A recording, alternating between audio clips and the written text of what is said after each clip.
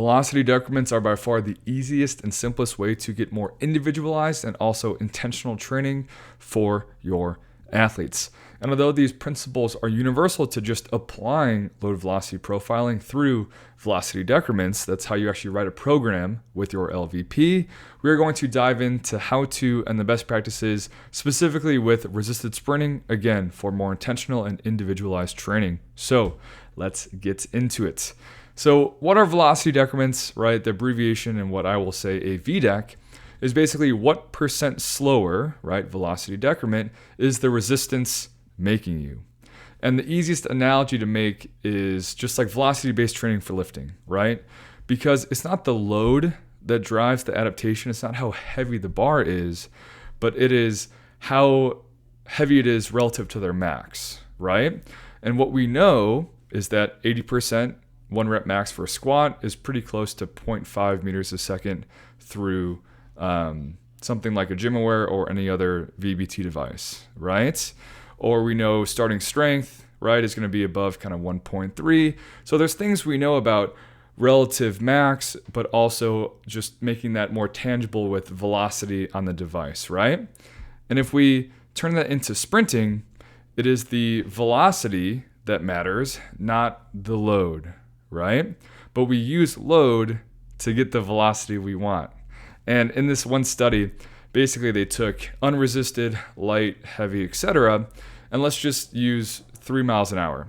You take all of those different loads, and if you look at the mechanics when they are all at 3 miles an hour, it's all pretty similar. So the changes seen in the running were not driven by the load necessarily, but what velocities they were running at, right? And we can work backwards to say, hey, if I want to work on a certain velocity, well, then I know what load to put on the machine to get that velocity. And back from my time coaching, I just pulled the top, I think there's 13 names here, 11, 12 maybe, of high school male athletes and high school female athletes from our load velocity profiling. There are all of their velocity decrements, right? 10%, 25, 50, max power, and then also just their estimated max velocity. And this is a very common example of when you would say, oh, you're in the high school group, you're a boy, all right, this is your load, right? Or here's the average load for 50% Vdec for a high school female, let's say.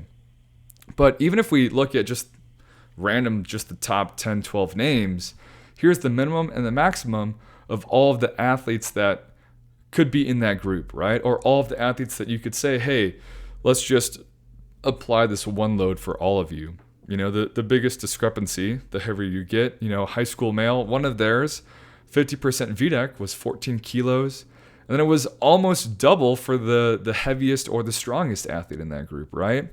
So this is just a good example of how this is why you need load velocity profiling, because every athlete has their own individual loads. And even within the same age group, there can be such a huge range of what each athlete actually needs. So the point is the same program, right? So we're all going to do our 50% velocity decrement. This is our max power phase, right? Everyone is in that training zone or category, but you individualize it with the actual loads that each athlete gets, right? For the high school male example, right? One athlete gets 14, one athlete gets 15 and a half, one athlete gets 20, the strong athlete gets 23.8 or whatever it was. And again, they're all doing the same program, but they're all getting specifically what they need based on their load velocity profile. And even if it's not as intentional as like a super crazy program, it's more intentional than just this feels heavy, right? And I'll break down the common ones, 10, 25, and 50. But instead of just like adding some load on your 1080 Sprint 2, right? And just like maybe doing a few jog runs, maybe yanking it with your arm, whatever. Instead of being, this feels heavy, this feels light, we know objectively, right, what is considered a light velocity decrement and consequent load, right? We know what is consequently a heavy velocity decrement, and then also what load that athlete would need for that. So this was a previous video that we made, check it out on our channel, of how to actually do the load velocity profile to do your heavy or your light, your medium, and your heavy run. But Now, to apply the actual velocity decrements, you have to save to profile, and then I'll go through some examples. An example here. So when you do a load velocity profile, this is the chart that is individual to every athlete, right? What percent velocity decrement, what load to put on the machine to get that velocity decrement, and then what velocity they would be shooting for. And it's all just simple math, to be honest. So if this athlete's max velocity is 8.4, well, half of that, 50%, would be 4.2, and we can see that. And if their max load, or basically what load would make them just stand still, is 46, well, half of that is 23. And look, that lines up, 50% velocity decrement, 23 kilos, and that would get you at 4.2 meters a second. So when you do an athlete's load velocity profile, right, you pull it up and you hit save to profile at the top. Then when you are actually in your training session, in the bottom left, you hit the athlete's name, you hit velocity decrement, and now you just pick what percent velocity decrement, right, to the nearest 5%, and then it'll automatically know, because you saved it to their profile, basically just pulling from that chart or that table, what load to put on the machine, right? So for this athlete, 25% velocity decrement would be 11.5 kilos. You hit OK, then you just have to apply settings, or basically just confirm it. It'll show you what the new settings on the machine will be. You hit apply settings, and then away you go. More specifically, getting into, okay, we understand and we agree that there is value in doing load velocity profiles, and that velocity decrements make more sense into giving each athlete what they need instead of group averages or this feels heavy. So the most common or popular velocity decrement kind of zones are 10, 25, and 50, aka light, medium, and heavy. And these are just general recommendations, right? 10 could be anywhere in that 10 to 15 zone or 5 to 15 zone. 25%, I've seen that like 20 to 30, so basically plus or minus 5. And in the heavy zone, I've seen kind of 40 to 60, right? So plus or minus 5 for the first two, and then plus or minus 10% for the heaviest one. Again, this is closer than further, and just general kind of ballparks. And we know that the slower you are, the closer to the start you are working on, right? Because it is the velocity that dictates mechanics, not the load. So the heavier you go, the closer to the start or kind of early excel you're working on, those are the mechanics that you're in, right? So for 50% velocity decrement, that's also where max power is, but also that's more like sprint specific strength, because it's very slow and it's very close to the start of a sprint, which is more of a force dominant type of run, right? And consequently, because this is heavier, it'll take longer to complete.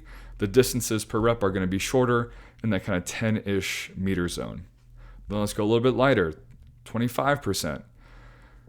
Now that the speed is a little bit faster, right? So 25% Vdec, you're running at 75% of what you could. This is going to be more for that kind of middle acceleration zone. I have found that this load works well for resisted drills, right? Working on mechanics and things like that, because it is light enough to where you can still kind of generate some force and some speed and some pop, but it's still enough load to where you do have to kind of overcome and kind of fight it. So not only just for straight up sprints, working on middle acceleration, but also it's a nice kind of medium load, middle load for kind of your favorite kind of sprinting drills. And consequently, because this is a little bit faster, this will be a little bit more distance as well, in that around kind of 15 meters. Let's go even lighter, 10% velocity decrement. So the athlete is running at 90% of what they could otherwise. This is going to be pushed out farther into acceleration. So this would be kind of working on and developing later acceleration, right? When they are almost to kind of max velocity. And putting this into real life, this is kind of that technical zone, because it is load, yes, but relatively speaking, it's very, very light. So you're not going to get a lot of disruption compared to their unresisted mechanics.